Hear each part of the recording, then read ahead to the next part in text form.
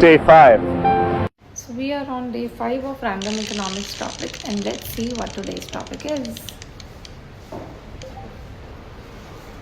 It is burn rate. Let's study what burn rate is. Okay, so burn rate is the rate at which a company spend its cash reserves.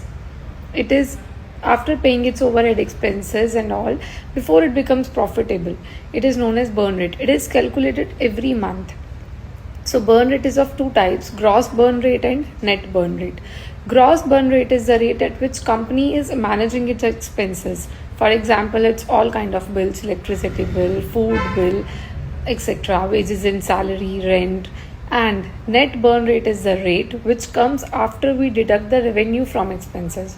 For example, if company has rupees 12 lakh and its revenue is 7 lakh, so 12 minus 7 is 5 lakh, which is a company's net burn rate, which tells us that yes, 5 lakh is the actual amount which a company is spending before it is becoming profitable.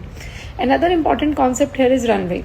Runway means how many months the company will survive without needing additional funds and with the available cash reserves it has.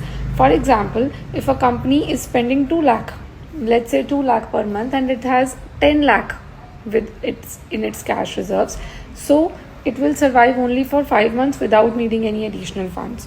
So it's a story about US American company BP, which used to sell and purchase cars online. Now what happened was, BP was a very profitable company. It gained $150 million.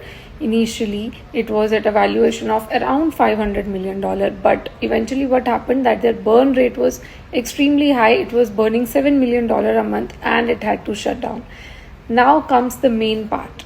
There is a company which was at the same situation of BP, which was, its burn rate was high. It was about to shut down, but it managed to survive. If you know about that company, do tell me in the comment section below, and I'll come tomorrow with a new reel. Thank you so much everyone. Do follow, like and share.